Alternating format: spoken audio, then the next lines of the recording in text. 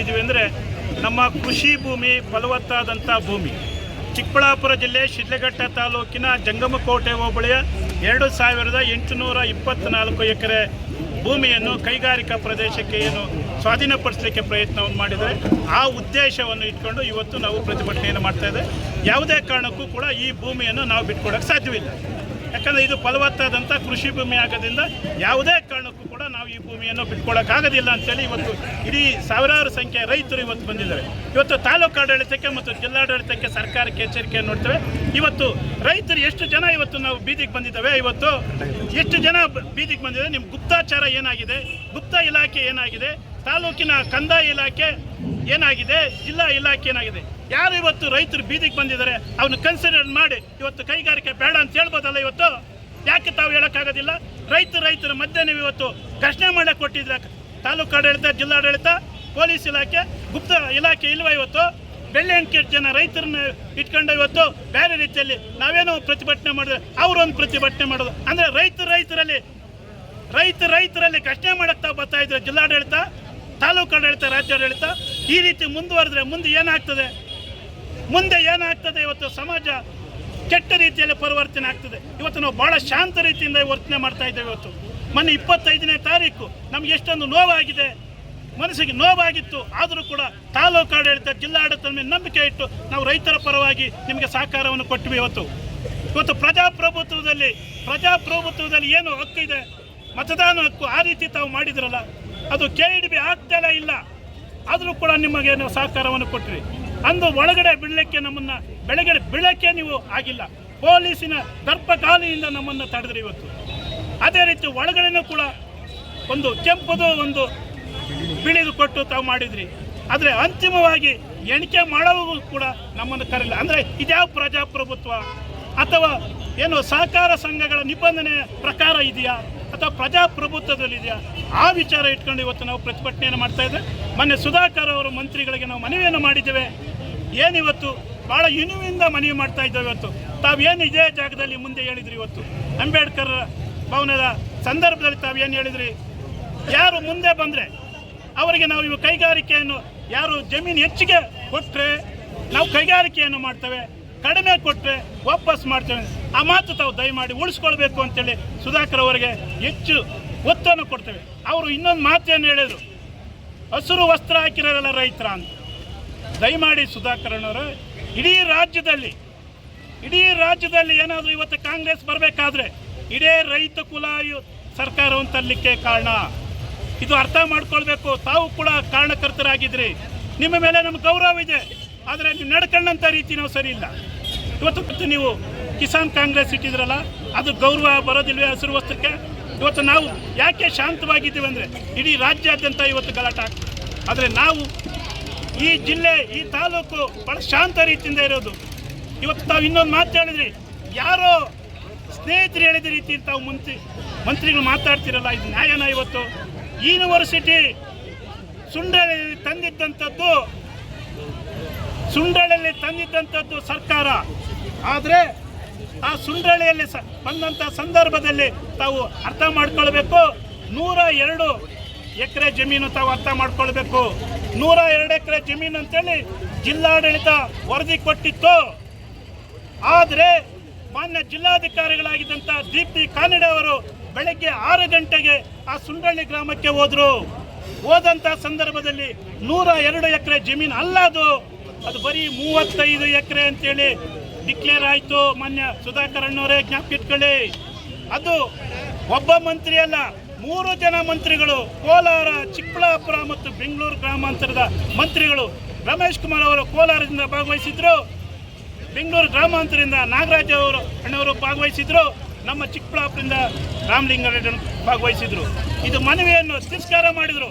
ಇವತ್ತು ನಾವು ಜಾತಿ ಹೇಳಬಾರ್ದು, ಆದರೂ ಹೇಳಬೇಕಾಗಿದೆ. ಇವತ್ತು ಆ ಸುಂಡಳ್ಳಿ ಗ್ರಾಮದಲ್ಲಿ ಸಂಪೂರ್ಣ ಎಲ್ಲ ಕುರುಬ ಜಾತಿನೇ ಇರೋದಂಥದ್ದು, ಅದನ್ನು ಉಳಿಸಿದ್ವಿ ನಾವು. ಇವತ್ತು ನಾವು ಆ ಜಾತಿನ ಉಳಿಸಿದ್ರಿ. ಕಾರಣ 300 ಅಡಿ ರಸ್ತೆ ಹೋಗ್ತಾ ಇತ್ತು, ಇಡೀ ಸಂಪೂರ್ಣ ಊರು ಹೋಗ್ತಾ ಇತ್ತು.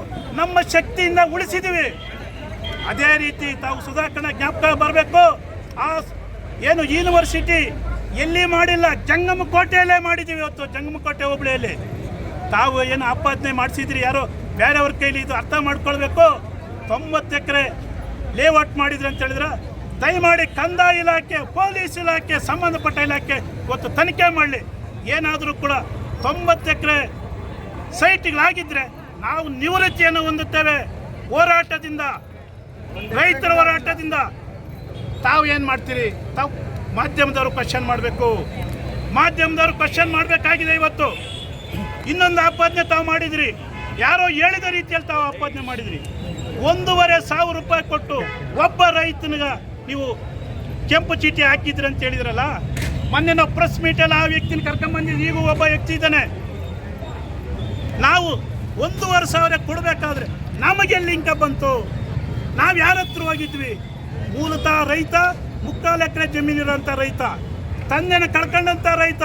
ಅವ್ನು ನೇರವಾಗಿ ಪ್ರೆಸ್ ಮೀಟಲ್ಲಿ ಹೇಳಿದ್ದಾನೆ, ಇದು ನನ್ನ ಸ್ವಇಚ್ಛೆಯಿಂದ ಬಂದಂಥದ್ದು. ಯಾಕೆ ಈ ರೀತಿಯಾದಂಥ ಆಪಾದನೆಗಳ ರೈತರ ಮುಖಂಡರ ಮೇಲೆ ತಾವು ಮಾಡ್ತಾ ಇದ್ದೀರಿ? ನಿಮ್ಮ ಮೇಲೆ ನಮಗೆ ಒಲವುಂಟು, ನಿಮ್ಮ ಮೇಲೆ ನಮಗೆ ಒಲವುಂಟು. ಮಾರನೇ ದಿವಸ ಅದ್ರ ಇಂಚೆ ಏನು ದಾರಿಗಳು ಅಡ್ಡ ಹಾಕ್ತೀರಿ ಅಥವಾ ಮತ್ತೊಂದು ಮಾಡ್ತೀರಿ ಅಂತೇಳಿ ಯಾರೋ 3rd ಕ್ಲಾಸ್ ಜನ ಮಾತಾಡೋ ರೀತಿಯಲ್ಲಿ ತಾವು ಉಲ್ಲೇಖ ಮಾಡೋದಾದರೆ ಮಂತ್ರಿಗಳ ಘನತೆ ಏನು? ದಯಮಾಡಿ ಸುಧಾಕರ್ ಅವರೇ, ಮಾರನೇ ದಿವಸನೇ 100 ಜನ ನಾವು ಮಂತ್ರಿಗಳ ಮನೆಗೆ ಹೋಗಿದ್ದೀವಿ. ಮಂತ್ರಿಗಳ ಮನೆಗೆ ಹೋಗಿ KDBಗೆ ಹೋಗಿದ್ವಿ. KDB ಅಧಿಕಾರಿಗಳು ಏನು ಹೇಳ್ತಾರಂದ್ರೆ, ಸಾಕಯ್ಯ ನಿಮ್ಮ ಸವಾಸನ ಗೌಡ್ರೆ, ನಾವು ನಿಮ್ಮ ತಂಡಕ್ಕೆ ಬರಲ್ಲ, ನಾವು ಸರ್ಕಾರಕ್ಕೆ ವರದಿಯನ್ನು ಕೊಡ್ತೀವಿ. ಈ ರೀತಿ ಇರೋವಾಗ ಯಾಕೆ ಶಾಸಕರೇ, ಮಂತ್ರಿಗಳೇ ಯಾಕೆ ಈ ಭೂಮಿ ಮೇಲೆ ಕಣ್ಣಾಗ್ತಾ ಇದ್ರಿ? ಹೊಸಕೋಟೆ ಶಾಸಕರು ನಿಮ್ಮ ಪಕ್ಷದವರೇ, ನಿಮ್ಮ ಪಕ್ಷದ ಶಾಸಕರು ಅವರು ಫಲವತ್ತಾದ ಕೃಷಿ ವಿಮೆ ಬೇಡ ಅಂತ ಹೇಳಿರುವಾಗ ತಾವು ಯಾಕೆ ಇದರಲ್ಲಿ ಮುತುವರ್ಜಿ ವಹಿಸ್ತಾ ಇದ್ರಿ? ರೈತರನ್ನು ಉಳಿಸಿ, ಅನ್ನನ ಉಳಿಸಿ, ಮುಂದಿನ ಸಮಾಜಕ್ಕೆ ಭೂಮಿನ ಉಳಿಸಿ, ಅನ್ನದಾತನ ಉಳಿಸಿ. ದಯಮಾಡಿ ನಾವು ಕಳಕಳಿಯಿಂದ ಮನೆಯುತ್ತೇವೆ. ನಾವು ಇವತ್ತು ಶಾಂತ ರೀತಿಯಿಂದ ಇದ್ದೇವೆ. ನಾವು ಈ ಕೋಪಕ್ಕೆ ಹೋಗಲ್ಲ, ಶಾಂತ ರೀತಿಯಿಂದ ಗೆಲ್ತೇವೆ ಅನ್ನೋ ಮಾತನ್ನು ಈ ಸಂದರ್ಭ ಹೇಳ್ತಾ ನಾನು ಸುಧಾಕರನಿಗೆ ಮತ್ತೊಮ್ಮೆ ಅಣ್ಣ ಅಂತೆಲ್ಲ ಕರಿತೀವಿ. ನಾವು ಇವತ್ತು ಅಣ್ಣ ಅಂತ ಕರಿತೀವಿ. ಇವತ್ತು ಅವ್ರ ಮಾತು ಇವತ್ತು ಚಿಕ್ಕಬಳ್ಳಾಪುರದಲ್ಲಿ ಏನು ಹೇಳಿದ್ರು, ನನಗೆ ಇದ್ರಿಗೆ ಸಂಬಂಧ ಇಲ್ಲ ಅಂತ ಹೇಳಿದರು. ಇಲ್ಲ, ನಾನು ಈ ಸಂಬಂಧ ಇದೆ, ಜಿಲ್ಲೆ ಇರೋದ್ರಿಂದ ಸಂಬಂಧ ಉಂಟು ತಮ್ಗೆ. ತಾವು ಇನ್ನೊಂದು ಮಾತು ಹೇಳಿದ್ರೆ ಅಣ್ಣ, ಡೀಮ್ಡ್ ಫಾರೆಸ್ಟ್ ಯಾಕೆ ಮಾತಾಡಿಲ್ಲ ಅಣ್ಣ? ನೀನು 2 ವರ್ಷ ಅಣ್ಣ ಮಂತ್ರಿಯಾಗಿ ಬಂದಿರೋದು. 2 ವರ್ಷದಲ್ಲಿ 2016 ನಾವು ಡೀಮ್ಡ್ ಫಾರೆಸ್ಟ್ ವಿಚಾರದಲ್ಲಿ ಹೈಕೋರ್ಟ್ಗೆ ಹೋಗಿದ್ರಣ್ಣ. ಹೈಕೋರ್ಟ್ಗೆ ಹೋಗಿದ್ರಿ. ಕಾಗೋಡು ತಿಮ್ಮಪ್ಪನವ್ರ ಮಂತ್ರಿಗಳು, ಸಿದ್ದರಾಮಯ್ಯನವ್ರ ಮುಖ್ಯಮಂತ್ರಿಗಳು ಅಂದು ಅನೇಕ, ಒಂದಲ್ಲ ಇಡೀ ರಾಜ್ಯದಲ್ಲಿ ಡೀಮ್ಡ್ ಫಾರೆಸ್ಟ್ ವಿಚಾರದಲ್ಲಿ ಮಾತಾಡಿದ್ದೀವಿ. ತಾವೇ ಇದ್ದಿರಲ್ಲಣ್ಣ ಜಿಲ್ಲಾ ಪಂಚಾಯತಿಯಲ್ಲಿ ದಿಬ್ಬೂರಹಳ್ಳಿಯಲ್ಲಿ 300-400 ಎಕರೆ ರೈತರು ಬೋರ್ವೆಲ್ಲೆಲ್ಲ ಕಿತ್ತಾಕಿ ಮಾಡಿದ್ರಣ್ಣ. ಏನಣ್ಣ ಮಾಡಿದ್ದು ರೈತರಣ್ಣ. ದಯಮಾಡಿ ಮಾತಾಡೋ ಸಂದರ್ಭದಲ್ಲಿ ಮಾತು ಸ್ವಚ್ಛವಾಗಿ ಇಲ್ಲಣ್ಣ ಅನ್ನೋ ಮಾತನ್ನು ಈ ಸಂದರ್ಭ ಹೇಳಕ್ಕೆ ಇಷ್ಟಪಡ್ತೀನಿ.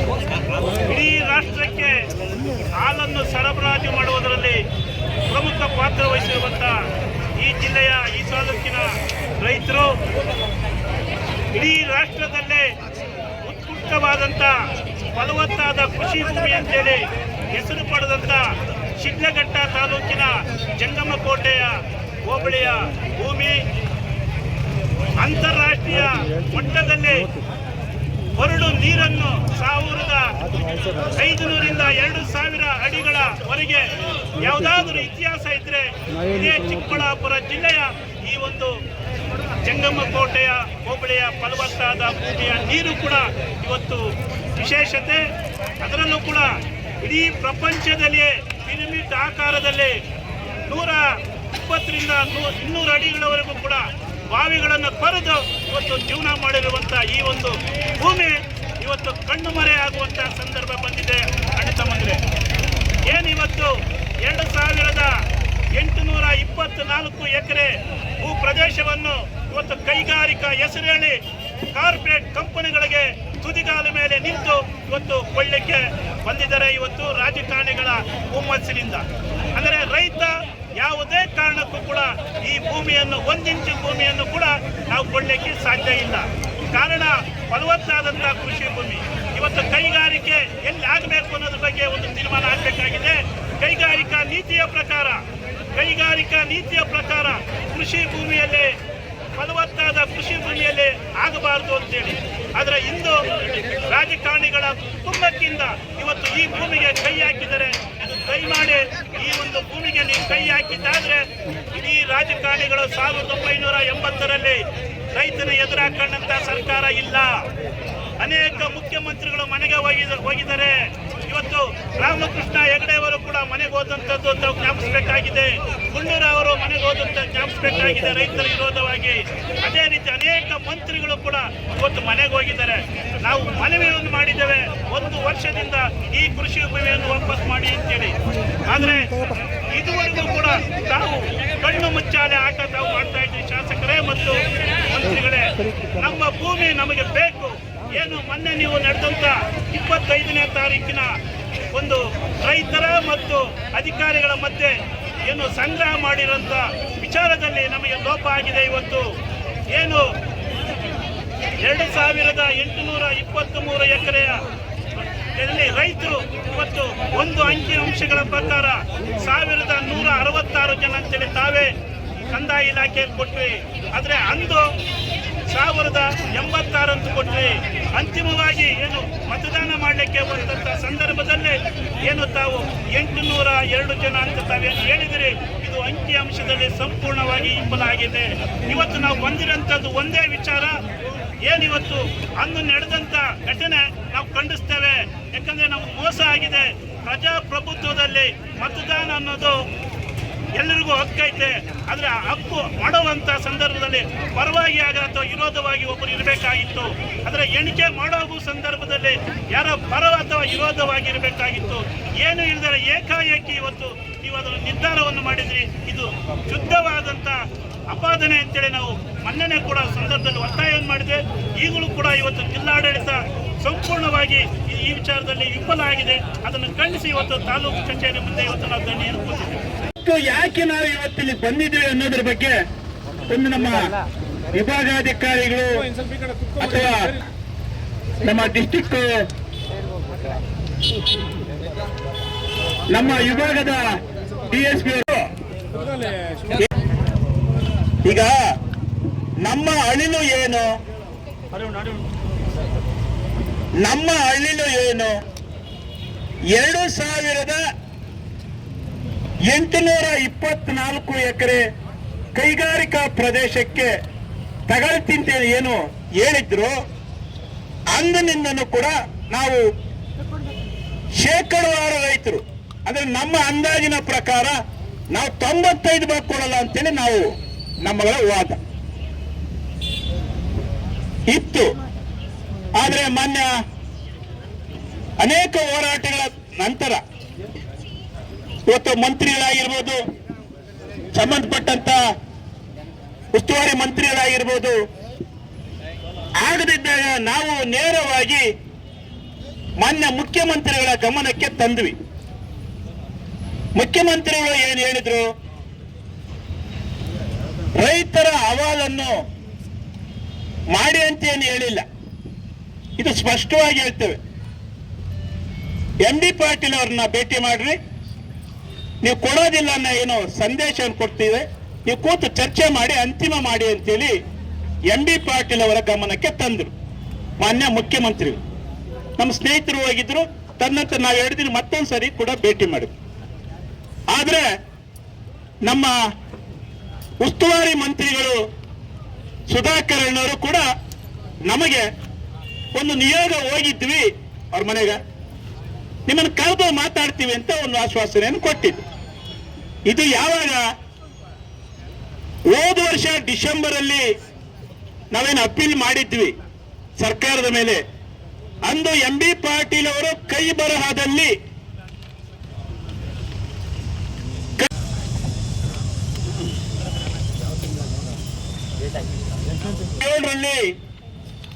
ಬೆಂಗಳೂರಿನ ಫ್ರೀಡಂ ಪಾರ್ಕ್ ಅಲ್ಲಿ ಏನೋ ಚಳವಳಿ ಮಾಡಿದ್ವಿ.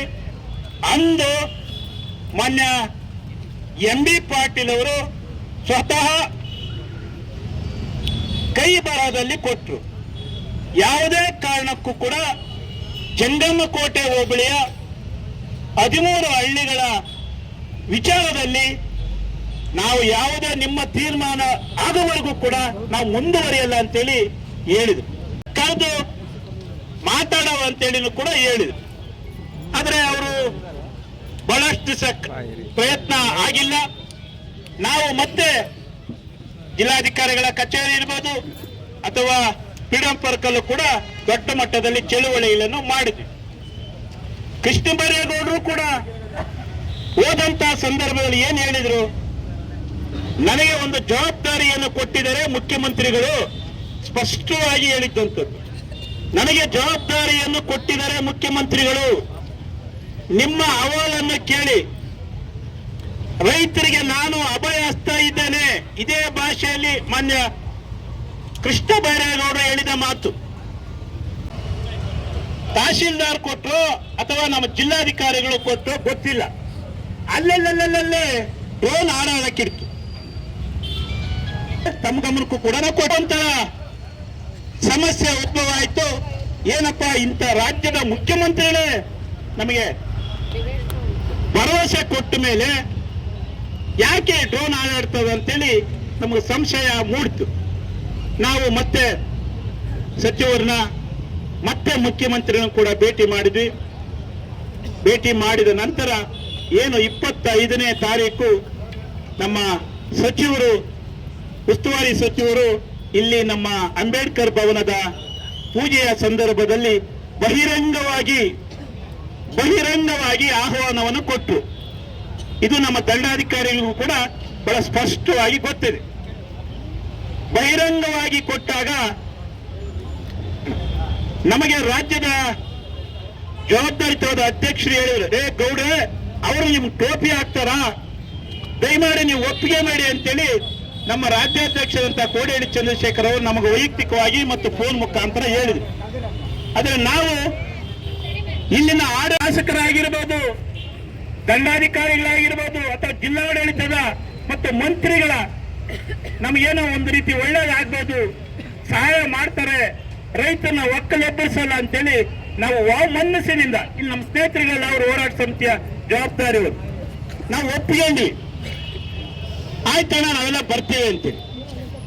ಆದ್ರೆ ಅಲ್ಲಿ ಆದಂತ ನೋವು ಬಹಳ ಗಂಭೀರವಾದದ್ದು. ಯಾಕಂದ್ರೆ ನಾವು ಇವತ್ತು ಹೇಳಬೇಕಾಗ್ತದೆ. ನಮ್ಮ DSP ಮುರಳಿ ಸಾಹೇಬ್ರಾವ್ ಇಲ್ಲೇ ಅವ್ರೆ, ಯಾವ ರೀತಿ ಆಯ್ತು ಬೆಳಗ್ಗೆ ಅಂದ್ರೆ ನಾವು ಒಳಗಡೆ ಹೋಗ್ಬೇಕು, ತಹಶೀಲ್ದಾರ್ ಇಲ್ಲೇ ಅವ್ರೆ, ನಾವೇನು ಮುಚ್ಚಿ ಮರಿ ನೋಡಿಲ್ಲ, ಗೌಡ್ರೆ ನೀವು ಒಬ್ಬರೇ ಬರ್ಬೇಕು. ನಮಗಾದಂತ ನೋವು ಎಷ್ಟು ಬೇಜಾರಾಗ್ತದ.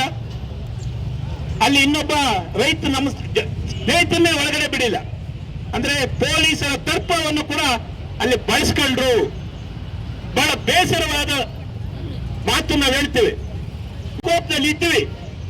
ಆದ್ರೆ ನಮಗ್ ಬೇಕಾಗಿದ್ದು ಒಂದು ಅಸ್ತ್ರ ಇತ್ತು, ಕಾನೂನು ಚೌಕಟ್ಟಿಗೆ ಹೋಗ್ಬೋದು, ಇದು ನಡೆದ ಅಂತೇಳಿ ನಮ್ಗ ಮಾಹಿತಿ ಇತ್ತು. ನಾವು ಕೂಡ ಬಹಳ ತಾಳ್ಮೆಯಿಂದ ಮೊನ್ನೆ ದಂಡಾಧಿಕಾರಿಗಳಲ್ಲಿ ನಾನು ಒಂದು ಮನವಿ ಮಾಡ್ತೇನೆ ಈ ಸಂದರ್ಭದಲ್ಲಿ, ಮತ್ತು ವಿಭಾಗಾಧಿಕಾರಿಗಳಿಗೂ ಮತ್ತು ನಮ್ಮ DSP ಅವರು, ಇವತ್ತು ಭೂಮಿ ಕಳೆದುಕೊಂಡು ಹೋಗ್ತದೆ ಅನ್ನೋ ವಿಚಾರಕ್ಕೆ ಬಂದ ಮೇಲೆ ಸಾವಿರಾರು ಸಂಖ್ಯೆಯಲ್ಲಿ ರೈತರು ನಾವು ಚಳುವಳಿಗೆ ಬಂದ್ವಿ. ಅನೇಕ ಬಾರಿ ಚಳುವಳಿಯಲ್ಲಿ ಇದ್ವಿ. ಎಲ್ಲ ರೈತರು, ಈಗ ನಮ್ಮ ರೈತ ಸಂಘದವರು ನಾವು ಬೆಳವಣಿಗೆ ಎಷ್ಟು ಮಾತ್ರ ಇದ್ವಿ, ಎಲ್ಲ ಮೂಲ ರೈತರು ಇವತ್ತು ನಾವು ಕರ್ಕೊಂಡ್ ಬಂದಿದ್ವಿ. ಒಂದು 50 ಜನ ಬೀದಿಗೆ ಬಂದಿದೆ. ತಹಶೀಲ್ದಾರ್ ನಮ್ಮ DS ಸಾಹೇಬ್ರೆ ಹೇಳ್ಬೇಕು ತಾವೀಗ ಈ ವಿಚಾರದಲ್ಲಿ 50 ಜನ ಗುಂಪು ಕಟ್ಟಿ ನಾವು ಕೊಡೋದಿಲ್ಲ ಅಂತೇಳಿ ಏನಾದರೂ ಬಂದಿದ್ರ?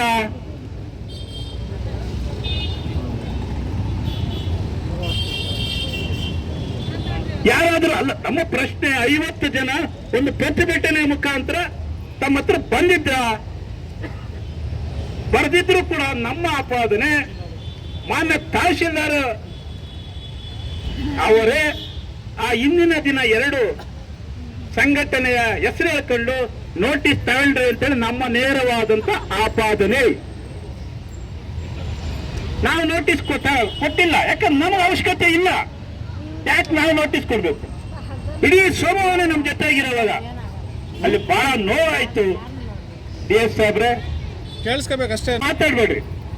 ಇದು ಬಹಳ ನೋವಿನ ಸಂಗತಿ ಸರ್. ಆ ಸಂದರ್ಭದಲ್ಲಿ ಒಬ್ಬರು ಬರ್ರಿ, ಇನ್ನೊಬ್ಬರು ಬರ್ರಿ ಅಂದ್ರೆ ಇದೇನು ಪ್ರೀ ಪ್ಲಾನ್, ಒಂದು ರೀತಿಯಲ್ಲಿ ನಿಯೋಜಿತ ಸಂಚು ಅಂತೇಳಿ ನಾನು ನೇರವಾಗಿ ಆಪಾದನೆಯನ್ನು ಮಾಡ್ತೇನೆ. ನಾವು ತಹಶೀಲ್ದಾರ್ ಕೇಳಿದ್ರೆ ಮಂತ್ರಿ ಕೇಳಿ ಅಂತಾರೆ. ಪ್ರತಿಯೊಂದಕ್ಕೂ ಕೂಡ ನಾವು ಮಂತ್ರಿನ ಕೇಳುವಂತ ಸಂದರ್ಭ ಆಯ್ತು. ಈಗ ಇಲ್ಲಿರೋ ಅಧಿಕಾರಿಗಳ ನಮಗೂ ಕೂಡ ಚಿರಪರಿಚಿತರೆ, ಆದರೆ ಸಂದರ್ಭ ನಮಗೂ ಅವ್ರಿಗೂ ಘರ್ಷಣೆ ಆಗೋ ಪರಿಸ್ಥಿತಿಯಲ್ಲಿ ಇತ್ತು. ನಾವು ಅವತ್ತು ಮಂತ್ರಿಗೆ ಏನ್ ಹೇಳಿದ್ವಿ, ಅಣ್ಣ ನೀವೊಂದು ಅರ್ಜಿ ಕೊಡ್ತೀರಿ, ಬಿಳಿದೋ ಕೆಂಪುದೋ ಕೊಡ್ತೀರಿ, ನಾವು ಕೊಡ್ತೀವಿ ನಿಮ್ಗ, ನಮಗೇನು ಪ್ರೂಫ್ ಅಂತ ಕೇಳಿದ್ವಿ. ನಮಗೇನು ಪ್ರೂಫ್ ಕೊಡ್ತೀರಿ? ಅಂತಿಮವಾಗಿ ಒಂದು ಸೀಲ್ ಹಾಕಿ ನೀವು ರಿಸೀವ್ಡ್ ಕೊಡ್ತೀವಿ ಅಂದ್ರೆ, ಆ ಸಂದರ್ಭದಲ್ಲೇ ರಿಸೀವ್ಡ್ ನ ಕೆಂಪು ಬಿಳಿ ಅಂದಿದ್ರೆ ಇಲ್ಲಿ ನಾವು ಬರೋಂತ ನೆಸಿಟಿನೇ ಇರಲಿಲ್ಲ. ಏನು ದಂಡಾಧಿಕಾರಿಗಳೇ, ಅಲ್ಲಿ ಯಾರೋ ಮಾತು ಕೇಳಿ ಬರೀ ನಮ್ಮ ಇದು ಕೊಟ್ರಿ. ಇದು ಪ್ರಜಾಪ್ರಭುತ್ವ. ಪ್ರಜಾಪ್ರಭುತ್ವದಲ್ಲಿ ಅಂಬೇಡ್ಕರ್ ಅವರ ಸಂವಿಧಾನದ ಅಡಿಯಲ್ಲಿ ಪ್ರಜಾಪ್ರಭುತ್ವ ನಡೀತಾ ಇರುವಂತ ಸಂದರ್ಭ. ಇದೇ ಚೀಟಿ ಕೊಟ್ಟರೆ ಎಲ್ರಿಗೂ ಗೊತ್ತಿರೋದು. ಪ್ರಜಾಪ್ರಭುತ್ವದಲ್ಲಿ ಅಂಬೇಡ್ಕರ್ ಅವರ ಏನು ಸಂವಿಧಾನದಲ್ಲಿ ನಡೆದಂತಹ ಪ್ರಜಾಪ್ರಭುತ್ವ ಅಥವಾ ಸಹಕಾರ ಸಂಘದ ನಿಬಂಧನೆಗಳ ಪ್ರಕಾರ ಎಲೆಕ್ಷನ್ ಏನ್ ನಡೀತದೋ ಆ ರೀತಿ ನೀವು ನಡೆಸಿಲ್ಲ. ಯಾರು ನಿಂತನೋ ಅವನ ಪರವಾಗಿ ಅಥವಾ ವಿರುದ್ಧವಾಗಿ ಒಳಗಡೆ ಇರಬೇಕಾಗಿತ್ತು. ನಾವು ಕೂಡ ತಮ್ಮ ಗಮನಕ್ಕೆ ತಂದಿದ್ವಿ, ಅದು ಆಗಿಲ್ಲ. ಮಂತ್ರಿಗಳು ಮೊದಲನೇ ರೌಂಡಲ್ಲಿ ಕೊಡ್ತೀವಿ ಏನು ಎಣಿಕೆ ಅಂತ ಹೇಳಿದ್ರು, ಅದು ಆಗಿಲ್ಲ. ಅದು ಆಗದ ಮೇಲೆ ಲಾಸ್ಟ್ ಅಲ್ಲಿ ವಿಭಾಗಾಧಿಕಾರಿಗಳು ಇದು ಬಹಳ ಚಿಂತನೆ ಇರ್ಬೇಕು. ತಾವು ಯಾವ ಪ್ರಜಾಪ್ರಭುತ್ವದಲ್ಲಿ ಮತದಾನನೇ ಹಕ್ಕು ಅಂತೇನೋ ಅಭಿಪ್ರಾಯ ತಾವು ಕೇಳಿದ್ರು. ನೇರವಾಗಿ ನಮ್ಮ ತಹಶೀಲ್ದಾರರು, ಮೊನ್ನೆ ವಿಭಾಗಾಧಿಕಾರಿಗಳು, ಮೊನ್ನೆ DSP ಅಧಿಕಾರಿಗಳು ಕೂಡ ಮತ್ತು ಮಂತ್ರಿಗಳು ಕೂಡ ನಾವು ಕಾನೂನು ಚೌಕಟ್ಟಿಗೆ ಹೋದ್ರೆ ನೀವೆಲ್ಲರೂ ಕೂಡ ಅಪರಾಧಿ ಆಗ್ತೀರಿ. ಯಾಕೆ ಅಂದ್ರೆ ಪ್ರಜಾಪ್ರಭುತ್ವದಲ್ಲಿ ವೋಟ್ ಹಾಕುವಾಗ ಯಾರು ಕೂಡ ಪ್ರಚಾರ ಮಾಡಬಾರದು. ಒಂದು ಕೆಂಪುದು, ಒಂದು ಬಿಳಿದು, ಒಂದು ಕೆಂಪುದು. ಇದು ನನ್ನ ನೇರವಾದಂತ ಆರೋಪ ಅಲ್ಲ, ಕಾನೂನು ಚೌಕಟ್ಟಲ್ಲಿರುವಂತ ಆರೋಪ. ಮೊನ್ನೆ ಬಸವಪಟ್ಟಣ ಇರ್ಬೋದು, ನಡಪನಾಥನಹಳ್ಳಿ ಇರ್ಬೋದು, ಅಥವಾ ಬಸವಪಟ್ಟಣ ದಿನ್ನೆ ಇರ್ಬೋದು, 30 ಎಕರೆ ಜಮೀನ್ದಾರರು, 35 ಎಕರೆ ಜಮೀನ್ದಾರರು, 20 ಎಕರೆ ಜಮೀನ್ದಾರರು ಅಥವಾ 10 ಎಕರೆ ಜಮೀನ್ದಾರು ಎಲ್ಲರಿಗೂ ಕೂಡ ಒಂದೇ ನೋಟಿಸ್ ಕೊಟ್ರು. ಅಲ್ಲಿ ಅದು ಒಳಗಡೆ ಅಣ್ಣ ತಮ್ಮಂದರ ಹೆಸರು ಇತ್ತು. ಯಾವ್ದನ್ನು ಒಂದ್ ಹೇಳಿದ್ಕ ಒಂದು ಕನ್ಸಿಡರ್ ಮಾಡೋದು, ಅದು ಕೂಡ ಪಕ್ಕ ಹಾಕಿ ಕಾನೂನು ರೀತಿಯ ಕ್ರಮ ಆಗ್ಬೇಕು ಸರ್. ಏನು ಸುಂಡ್ರಳ್ಳಿ ಇದ್ದಾರೆ, ಒಬ್ಬ ಮಂತ್ರಿ ಕೈಲೇ ಹೇಳ್ಸೋದಾದ್ರೆ ನಾವೇನಾದ್ರೂ ಇಡೀ ರಾಜ್ಯಾದ್ಯಂತ ಬೀದಿಗಿಳಿದ್ರೆ ಸರ್ಕಾರದ ಪರಿಸ್ಥಿತಿ ಏನಾಗ್ತದೆ? ದಯಮಾಡಿ ಇದ್ರ ಬಗ್ಗೆ ಸೂಕ್ತವಾದಂತ ಕಾನೂನು ರೀತಿ ತಾವು ಕೂಡ ಆಗ್ಬೇಕು ಸರ್. ನೀವು ಈಗಾಗಲೇ ಕೊಡಬೇಕಾಗಿತ್ತು ಸರ್ಕಾರಕ್ಕೆ. ಕೇವಲ 5-6 ಜನ ಬಂದು ನಿಮ್ಮ ಹತ್ರ ಪೇಪರ್ ಕೊಟ್ಟು ಹಾಕ್ಸೋಣ. ನಾವು ಸಾವಿರಾರು ಸಂಖ್ಯೆಯಲ್ಲಿ ಬಹುಸಂಖ್ಯೆ ಆಗ್ತಿದ್ವಿ, ಸಾವಿರಾರು ಸಂಖ್ಯೆಯಲ್ಲಿ ರೈತರು. ಏನ್ ಸರ್ ಅದಕ್ಕೆಲ್ಲ? ಅಟ್ಲೀಸ್ಟ್ ನಿಮ್ಮ ಪೊಲೀಸ್ ಇಲಾಖೆ ಗುಪ್ತ ಮಾಹಿತಿ ಎಲ್ಲೋಗೈತೆ ಇದು ನಾವು IG ಗಮನಕ್ಕೆ ಹಾಕ್ತೀವಿ. ಹೋಗಿ ನಿಮ್ಮ ಪೊಲೀಸ್ ಗುಪ್ತ ಮಾಹಿತಿ ಏನಾಗೈತೆ, ಕಂದಾಯ ಇಲಾಖೆಯ ತಳ ವರ್ಗದ ವಿಚಾರ ಯಾಕೆ ಆಗಿಲ್ಲ ಅಂತ ಮೇಡಮ್ ಅವ್ರ ಗಮನಕ್ಕೆ ತರ್ತೀವಿ ನಾವು. ಇದು ಬಹಳ ನೋವಾಗೈತೆ. ಇವತ್ತು ಕೂಡ ನಾವು ಚಳವಳಿ ಮಾಡ್ತೀವಿ ಅಂತ ಗೊತ್ತಾ? ನಿನ್ನೆ ನಾವು ಚಳವಳಿ ಮಾಡ್ತೀವಿ ಅಂತ ಏನರ್ಥ? ಅದು ಕ್ಲಿಯರ್ ಮಾಡಿ, ಇಲ್ಲ ಅವರ ನಾವಂತ ನೋ ಪ್ರಾಬ್ಲಮ್. ನೀನಿರೋ ನೀನು ಬೇಡ ಹೋಗ್ರಾಯ್ತು. ನಮ್ಗೆ ಅದ್ ಬಿಟ್ಬಿಟ್ಟು ಯಾಕೆ ನಮ್ಮನ್ನೇ ರೈತರು ನಮ್ಮನ್ನೇ ನೀವು ಗೊಂದಲ ಮಾಡೋದಾದ್ರೆ ಏನಿದೆ ಅರ್ಥ? ಇರ್ಬೋದು. ನಮ್ಮನ್ನೇ ಗೊಂದಲ ಆದ್ರೆ ಯಾರು ಬಗೆಹರಿಸೋರು ಯಾರು? ಒಂದು ಕಡೆ ಜಾತಿಯ ವಿಚಾರದಲ್ಲಿ ಮುಂದೆ ತೊಂದರೆ ಆದ್ರೆ, ಒಂದು ರೀತಿ ಧರ್ಮದ ರೀತಿಯಲ್ಲಿ ತೊಂದರೆ ಆದ್ರೆ ತಾಲೂಕಿನ ಆಡಳಿತ ಏನಾಗ್ತದೆ, ಜಿಲ್ಲಾ ಆಡಳಿತ ಏನಾಗ್ತದೆ? ಸರ್ ನೀವು ಕೇಳಿಸ್ಕೊಳ್ಬೇಕು ಸರ್, ಇದು ವಿಚಾರ ಬಹಳ ನೋವಾಗ್ತದೆ ನಮ್ಗೆ. ಇವತ್ತು ನಾವು ಯಾಕೆ ಇಷ್ಟು ಶಾಂತವಾಗಿದ್ದೀವಿ ಅಂತ ಇದರ ಬಗ್ಗೆ ಸೂಕ್ತವಾಗಿ ಕಾನೂನು ರೀತಿಯಲ್ಲಿ ಆಗ್ಬೇಕು ಅಂತೇಳಿ ಮಾನ್ಯ ವಿಭಾಗಾಧಿಕಾರಿಗಳಿಗೆ ನಮ್ಮ ಮನವಿ. ರೈತರು 33.7 ಎಂತಲೂ ಉಳಿದ 25.8 ರೈತರ ಗೈರು ಹಾಜರಿ ಎಂತಲೂ ಫಲಿತಾಂಶ ಹೊರಬಂದಿರುತ್ತದೆ.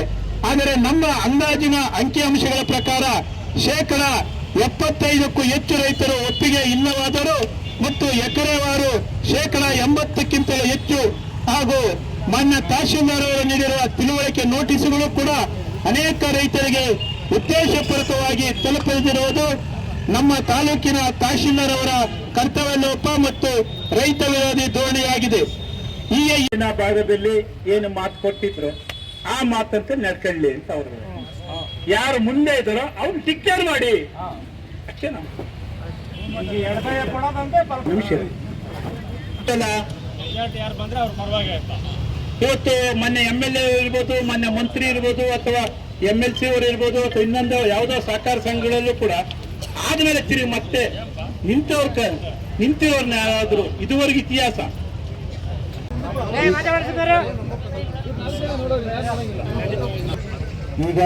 ಈಗ ಬಕ್ಕಳ್ಳಿ ಗೌರೇಗೌಡರು ಆಗಿರ್ಬೋದು ಮತ್ತೆ ಇತರೆ ರೈತ ಮುಖಂಡರು ಯಾರ್ಯಾರು ಇದ್ದೀರಾ ಈ ಮನವಿಯಲ್ಲಿ ಸಲ್ಲಿಸಿದ್ದೀರಾ, ಮುಂಚೆನೂ ಕೂಡ ಸಲ್ಲಿಸಿದ್ದೀರಾ. ಆ ಒಂದು ಇದಕ್ಕೆ ಮಿನಿಸ್ಟರ್ ಸಾಹೇಬರು ಕೂಡ ಈಗ ಏನು ಇಲ್ಲಿ ನಿಮ್ಮ ಒಂದು ಆಶೆ ಇದೆ ಅಂತ ಹೇಳ್ಬಿಟ್ಟೆ ಅವತ್ತು ಒಂದು ವೋಟಿಂಗ್ ಅನ್ನು ಇಟ್ರು. ಸೊ ಅದಾದ ನಂತರ ಈಗ 40% ಮತ್ತು 33% ಅಂತ ಬಂತು. ಈಗ ಅದ್ರ ಮೇಲೆ ನೀವು ಆರೋಪ ಮಾಡ್ತಿರೋದ್ರಿಂದ ಮುಂದೆ ಏನ್ ಮಾಡ್ಬೇಕಂತ ಜಿಲ್ಲಾಧಿಕಾರಿ ಹತ್ರ ಕೂತ್ಕೊಂಡು ನಾವು ಡಿಸಿಷನ್ ಮಾಡ್ಬೇಕಾಗ್ತದೆ ಹೊರತು ಈಗ ನಾನಾಗ್ಲಿ ತಹಶೀಲ್ದಾರ್ ಆಗ್ಲಿ ಈ ಆನ್ ಸ್ಪಾಟ್ ಅಲ್ಲಿ ಡಿಕ್ಲೇರ್ ಮಾಡೋಕ್ಕಾಗ್ಲಿ ಡಿಸಿಷನ್ ಮಾಡೋಕ್ಕಾಗ್ಲಿ ನಮ್ಮ ಕೈಯಲ್ಲಿ ಇಲ್ಲ. ಈಗ ಗೊತ್ತಿದೆ, ನಿಮಗೂ ಗೊತ್ತಿದೆ ಮತ್ತೆ ಬೇರೆ ಗೊತ್ತಿದೆ. ಸರ್ಕಾರ ಮಟ್ಟದಲ್ಲಿ ಇರೋಂಥದ್ದು ಈಗ ಒಂದ್ಸಲಿ ನೋಟಿಫಿಕೇಶನ್ ಆದ್ಮೇಲೆ ಸರ್ಕಾರ ಮಟ್ಟದಲ್ಲೇ ಅದು ಕ್ಯಾನ್ಸಲ್ ಆಗಬೇಕಾಗ್ತದೆ. ನಮ್ಮ ಮಟ್ಟದಲ್ಲಿ ಆಗ್ಲಿ ಡಿಸಿಷನ್ ಮಾಡೋಂಥದ್ದು ಇಲ್ಲ. ಸೊ ಈಗ ಜಿಲ್ಲಾಧಿಕಾರಿಗಳು ನನ್ನ ಮಾಹಿತಿ ತಲುಪಿಸಿ ಒಂದು ಮೀಟಿಂಗ್ ಕರೆದುಬಿಟ್ಟು ಅವರಂತದಲ್ಲೇ ಡಿಸಿಷನ್ ಮಾಡಿ ನೆಕ್ಸ್ಟ್ ಫರ್ದರ್ ಏನು ಮುಂದೆ ಹೋಗ್ಬೇಕಾ ಅಥವಾ ಇಲ್ಲೇ ವಿಚಾರ ಮಾಡಬೇಕು, ಮುಂದೆ ಮಾಡಬೇಕಾಗ್ತದೆ. ಬಹುಸಂಖ್ಯಾತ ರೈತರು ಒಪ್ಪಿಗೆ ಇಲ್ಲ ಅಂತೇಳಿ ನಾವು ವಿಭಾಗಾಧಿಕಾರಿಗೆ ಬಂದಿರಬಹುದು. ಒಂದು ಸರ್ಕಾರಕ್ಕೆ ಸಂದೇಶ ಈಗ ಒಲಿಗೆಲ್ ಕೊಟ್ಟಿರೋದೇನು ನೋಟಿಫಿಕೇಶನ್ ಏನಾಗಿದೆ ಅದನ್ನ ಕ್ಯಾಬಿನೆಟ್ ಇಟ್ಟು ಮತ್ತೆ ರದ್ದು ಮಾಡಬೇಕಂತ ನಮ್ಮ ಬೇಡಿಕೆ. ಅದು ಸರ್ಕಾರಕ್ಕೆ ಕೊಡಿ, ಸರ್ಕಾರ ತೀರ್ಮಾನ ತಗೊಳ್ಳಿ, ಚರ್ಚೆ ಮಾಡಿ ಅವ್ರ ಮುಖಾಂತರ ಆಗಲಿ. ಆಮೇಲೆ ಸುಮ್ಮನೆ ಇನ್ನೊಂದು ಸ್ಟ್ರೈಕ್ ಬೇಡ, ಮಾತಾಡ್ಬೇಡಿ. ಶೀಘ್ರದಲ್ಲೇ ಎಲ್ಲ ರೈತ ಮುಖಂಡರನ್ನ ಜನಪ್ರತಿನಿಧಿ ಕರೆದು ಜಿಲ್ಲಾಧಿಕಾರಿ ತೀರ್ಮಾನ ತಗೊಂಡು ಸರ್ಕಾರಕ್ಕೆ ಮನವಿ ಕೊಟ್ಟು ಸರ್ಕಾರಕ್ಕೆ ಪತ್ರ ಕೊಡಲಿ ಮಾಡ್ತೀವಿ. ಮತ್ತೆ ಬೇಕಾದ್ರೆ ಮಂತ್ರಿಗಳನ್ನ ಅಥವಾ ಮುಖ್ಯಮಂತ್ರಿಗಳನ್ನ ಇಂದಿಷ್ಟು ಭೇಟಿ ಮಾಡ್ತೀವಿ. ಸಾರಾಸಟ್ಟಾಗಿ ಇಂಪ್ಲಿಮೆಂಟ್ ಮಾಡಬೇಕು. ತಹಶೀಲ್ದಾರ್ ಅವರು ಇದಾಗುತ್ತೆ ಏನು ವಾಸ್ತವಾಂಶ ಅಂತೇಳಿ ನಾವು ವರದಿ ಕೊಡಬೇಕು. ನಾನು 5 ಜನ ಬಂದವನು ಒಂದನೇ, 1000 ಜನ ಬಂದವನು ಒಂದೇ ಆಗುತ್ತೆ. ಅದು ಏನದ್ರ ಅರ್ಥ? ಕಾನೂನು ಸುವ್ಯವಸ್ಥೆ ಎತ್ತ ಆಗ್ತದ? ಅದು ವಾಸ್ತವಾಂಶ ತಾವು ಕೊಡಬೇಕಾದ್ರೆ ಕಂದಾಯ ಇಲಾಖೆ, ಈಗ ಪೊಲೀಸ್ ಇಲಾಖೆ ಗುಪ್ತ ಮಾಹಿತಿ ಡೈಲಿ ಕೂಡ ಮುಖ್ಯಮಂತ್ರಿಗಳು ಅದನ್ನ ಪಾಲನೆ ಮಾಡ್ತಾರೆ. ತಾವು ಕೂಡ ಕಂದಾಯ ಇಲಾಖೆಯವರು ಸೂಕ್ಷ್ಮ ವಿಚಾರನ ತಾವು ಸರ್ಕಾರಕ್ಕೆ ಕೊಡ್ತೀರಿ, ಎಲ್ಲಿ ಕೊಡ್ತೀರಿ? ನಮ್ಮ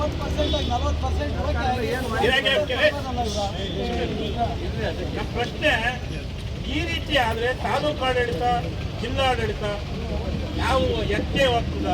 ಇಲ್ಲ ನಾವು ಆಂಧ್ರದಲ್ಲಿ ಆದಂತಹ ಘಟನೆಗೆ ಏನಾದರೂ ಹೋಗ್ಬೇಕಾಗ್ತದ ಅಥವಾ ಮಂಗಳೂರಲ್ಲ ಆ ಘಟನೆ ನಾವೇನಾದ್ರೂ ತಿರ್ಬೇಕಾ? ಮೊನ್ನೆ DSP ಸಾಹೇಬ್ರೆ, ಇದು ಒಂದು ತಾರೀಕು ಅಂತ ಆಗ್ಬೇಕಂದ್ರೆ ನೀವೇ ವರದಿ ಸರಿಯಾಗಿ ಸರ್ಕಾರಕ್ಕೆ ಕೊಡದ ಹೋದ್ರೆ ನಾವೆಲ್ಲ ಪ್ರಮುಖರು ತೀರ್ಮಾನವನ್ನು ಮಾಡಿ ಮುಂದಿನ ಹೋರಾಟದ ವಿಚಾರವನ್ನು ತೀರ್ಮಾನ ಒಂದೇ ಉದ್ದೇಶ, ರೈತರು ಉಳಿಬೇಕು. ರೈತರು ಯಾರು? ಯಾವ ಪಕ್ಷದವರು, ಯಾವ ಜಾತಿಯವರು ಅಲ್ಲ. ರೈತರು ಅಂದ್ರೆ ಕೃಷಿ ಯಾರು ಮಾಡ್ತಾನೋ, ಹಸು ಎಮ್ಮೆ ಕುರಿ ಕೃಷಿಯೇತರ ಜಮೀನು ಕೃಷಿಯೇತರ ಬಿಟ್ಟು ಕೃಷಿ ಯಾರು ಮಾಡ್ತಾನೋ ಅವನು ರೈತನು, ಅವನ ಭೂಮಿ ಉಳಿಬೇಕು. ಈ ತಾಲೂಕಿನ ಉತ್ತರ ಭಾಗ ಮಾನ್ಯ ಸಚಿವರಲ್ಲಿ ನನ್ನ ಕಳಕಳಿಯ ಮನವಿ, ತಾವೇನು ಕ್ವಶನ್ ಮಾಡಿದ್ರಲ್ಲ, ನಾನು ಒಬ್ಬ ರೈತ, ನಾನೊಬ್ಬ ಪ್ರಜೆ, ಅಂಬೇಡ್ಕರ್ ಸಂವಿಧಾನದಲ್ಲಿ ಇರುವಂಥ ಪ್ರಜೆ ನಾನು, ನನಗೆ ಹಕ್ಕುಂಟು, ಏನು ಬೇಕಾದರೂ ಕೇಳಬಹುದು. ನನ್ನ ಪ್ರಶ್ನೆ, ನನ್ನ ರೈತರು ಈ ಭೂಮಿಯಲ್ಲಿ ಅವರೇ, ಅಂದರೆ ಫಲವತ್ತಾದ ಕೃಷಿ ಭೂಮಿ ಇಲ್ಲಿ ಬೇಡ, ಶಿಡ್ಲಘಟ್ಟಕ್ಕೆ ಆ ಕಡೆ ಮಾಡಿರಿ. ಯಾಕೆ ಆ ಕಡೆ ಮಾಡಬೇಕು? ಸರ್ಕಾರನೇ ಹಿಂದೆ ಕೊಟ್ಟವ್ರೆ. ಸುದ್ದು ಫ್ಯಾಕ್ಟ್ರಿ ಕೊಟ್ಟಿದ್ರಣ್ಣ ನೀವು, ಇಲಾಖೆ ನಿಮ್ಗೆ ಗೊತ್ತೇ ಇಲ್ಲ. ಸುದ್ದು ಫ್ಯಾಕ್ಟ್ರಿ ಕೊಟ್ಟಿದ್ರಿ ನೀವೇ ಸರ್ಕಾರ, ತಕ್ಕಳ್ರಿ ಅದನ್ನ. ನಾವು ಅದು ಹೇಳಿದ್ವಿ, ರೈತರು ಒಕ್ಕಲೆಬ್ಬಸು ಅಂತ ಏನು ಹೇಳಿಲ್ಲಲ್ಲೇ. ಹಸಿರು ಹಾಕಿರೋರೆಲ್ಲ ರೈತರೆಲ್ಲ ಅಂತ ಹೇಳಿದ್ರು, ಅವ್ರನ್ನೇ ಕ್ವಶನ್ ಕೇಳಬೇಕು. ಯಾಕಂದ್ರೆ ನಾವು ಹಸಿರು ವಸ್ತ್ರ ಹಾಕಿ 44 ವರ್ಷ ಹೋರಾಟದಲ್ಲಿ ಏನು ನಮ್ಮ ಹಿರಿಯರು ಹಾಕ್ಕೊಟ್ಟವರು, ಇವತ್ತು ಕೂಡ ರೈತನ ಕೆಲಸ ಮಾಡಿ ಬರೋಂಥವು ನಾವು. ಯಾರ ಹತ್ರ ಬೇರೆ ರೀತಿಯಲ್ಲಿ ಹೋಗೋಂಥ ರೈತರಲ್ಲ ನಾವೆಲ್ಲ. ಮನೆಯಲ್ಲೇ ತಮ್ಮ ವೃತ್ತಿಯನ್ನು ಮಾಡ್ಕೊಂಡು ಸಮಾಜ ಸೇವೆಗೆ ಬರೋಂಥವ್ರು ನಾವು. ಇದು ಅವ್ರು ಅರ್ಥ ಮಾಡ್ಕೊಳ್ಬೇಕು.